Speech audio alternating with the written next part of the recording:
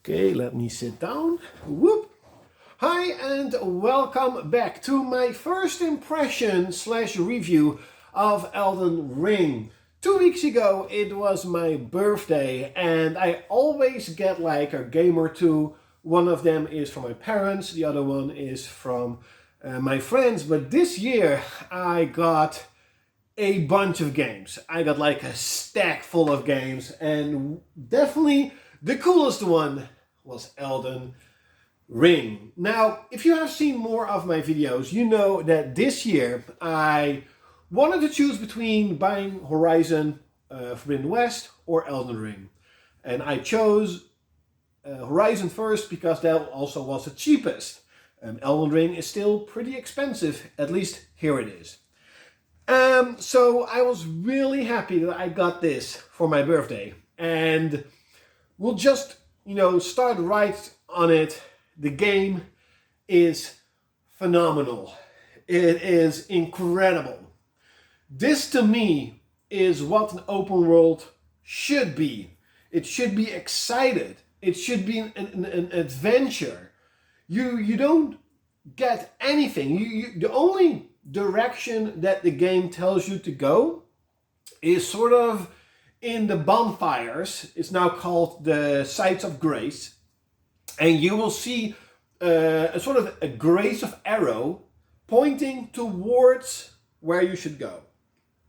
In terms of the big bosses, there are a couple of big bosses in the game, and they point the direction. That's where you have to go. That's it. There are no quest marks, there is nothing. There's literally just like a Soul game, just like a Dark Soul game. They tell you nothing. They just drop you in the game and like do what the fuck you want to do. You can go anywhere you want, kind of like Breath of the Wild from Zelda. However, you cannot, at least I don't think you can go to sort of the end boss right away. You do have to sort of do other things. But in terms of just the open world, almost everything you see, you can go. And there are so many places of interest that you want to explore. And yes, it does play like Dark Souls. It truly does. If you have played Dark Souls, you know what to expect. But this time around in a real open world. So it's not like there are a lot of quest lines to do or mini games to do. No. But the thing is, in a lot of open world games nowadays, at least that's what I think, is the worlds are so large, but they're empty. There's nothing to do. There's stuff to see, like in Odyssey and Horizon. These games are beautiful, well-made games, and there's so much stuff to see. There, especially for Horizon, in my personal opinion, that there is a storyline being told without it being told, right? You can see in the environment, like, hey, there's a battle here, there's stuff happened here in the past. I'm a little bit sick, by the way, that's why my voice may be a little bit weird.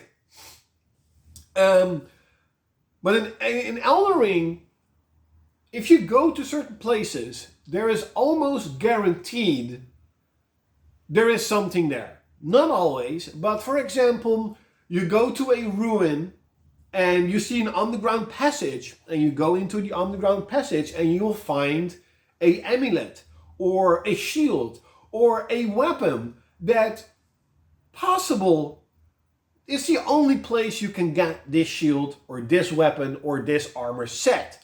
There are merchants around the world that sell specific items that you can only get from these merchants. Where in a lot of open world games nowadays, especially Horizon, is where everything feels the same. It doesn't matter where you go, they sell the same stuff. It's not 100%, but you know what I mean. With a game like Assassin's Creed Odyssey or Origin, and probably also Valhalla, at a certain point in the game, you'll have the armor that you want. And you can just keep upgrading that armor.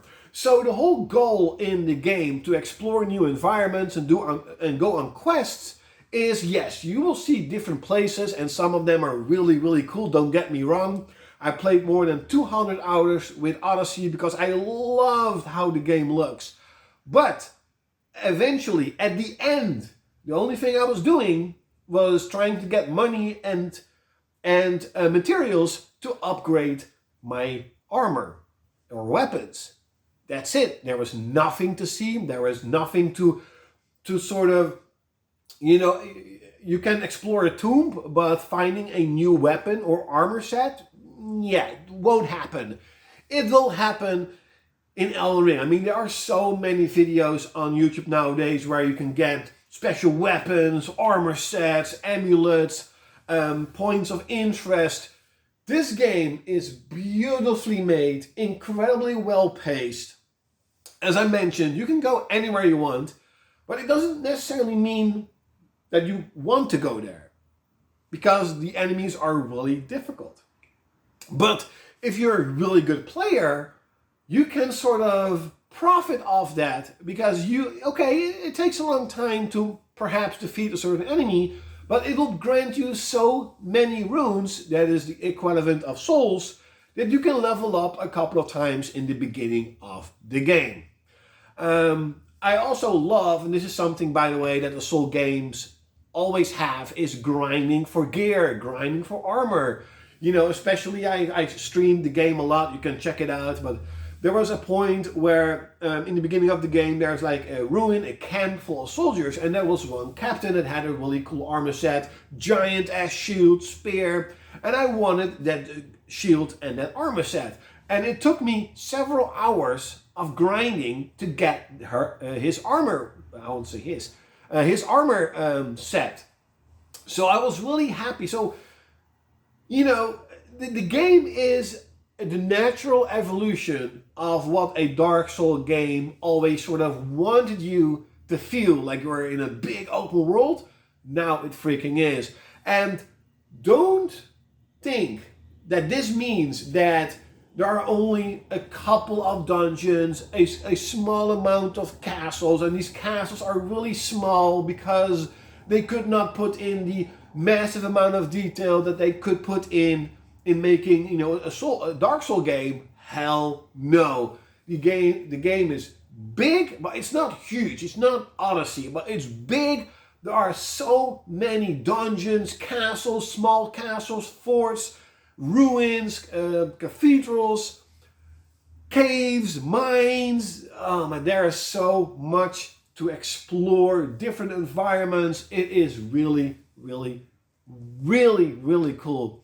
If I would honestly think about like what I want to see in open world games, why are open world games not evolving? I think, let's hope that Elden Ring will be the game that will make people think like, hey, if you want to explore something, if you have to, just like Zelda Breath of the Wild, I think I've already said this, you're dropping in the world, no one tells you where to go, you have to do everything, even the quest lines, you can miss out on so many NPCs, so many quest lines because you did not find them. And sometimes an NPC will give you a quest, but you don't understand that it is a quest. They're just saying, oh, I lost something. They give you a hint, but they don't tell you, oh, go there. There's no arrow in the game telling you, go there. Now, graphically, the game looks fantastic. Now, I definitely understand that current gen systems or a massive PC, the game is going to look way better. It runs at 30 frames on my PS4 Pro. It runs perfectly fine. There are some some frame rate hiccups here and there when there's a lot of stuff going on screen. And probably on PC or PS5 that may not be the case, but for me personally, I have no issues with the game whatsoever.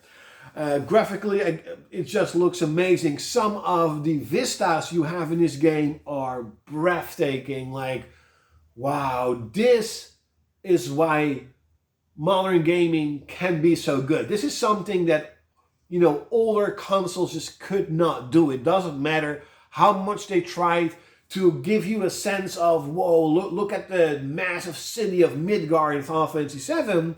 And then you go and play the remake and you're like, yeah, they finally nailed it. Now I finally understand how massive Midgar City actually is. They could not show you in the PlayStation 1 game. And Elden Ring is one of those games that absolutely could not be made, or not be made in the way that they have been made it on older systems. So this is one of these games that I'm like, yeah, this is a really cool game. However, as I mentioned in the beginning of this video, it does play like Dark Souls. It feels like Dark Souls. And I have been playing the Soul games since the beginning with Demon Souls. And I've played them all. And I have to admit, I'm now 40 hours into the game. It is getting a little bit boring. Because I do honestly feel like I have already played this. I have already done this. I know, and you could possibly say, oh, Claude, but you're always playing, heavy armor, shield, heavy shield, great shield, axe, whatever. Play as another class. I don't want to play another class. So in terms of the gameplay itself and the combat, it does really feel I have already played this. I have already done this. But the open world makes it exciting, makes it cool, and makes it that even though I can play the game for an hour or two, every day I still go back, sort of, right?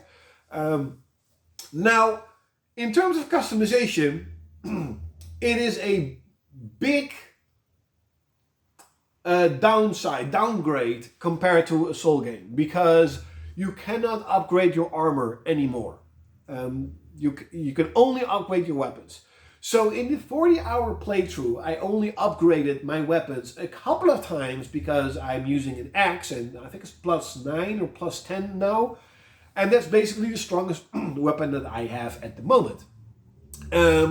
So it really sucks that I cannot upgrade my armor set that I would want to wear, because I have an armor that is way better than the armor set that I have right now. But everything else is exactly like a Dark Soul game. Leveling up, instead of souls, you have runes, etc., etc.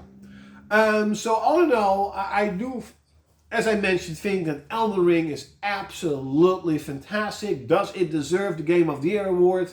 Of course it does. I mean, God of War probably deserves it. Elden Ring deserves it. It definitely does. Leave it in the comments below. Have you played Elden Ring, or are you going to play Elden Ring? Like, share, comment, and subscribe. And like always, you're gonna see me next time. I'm gonna stand up now.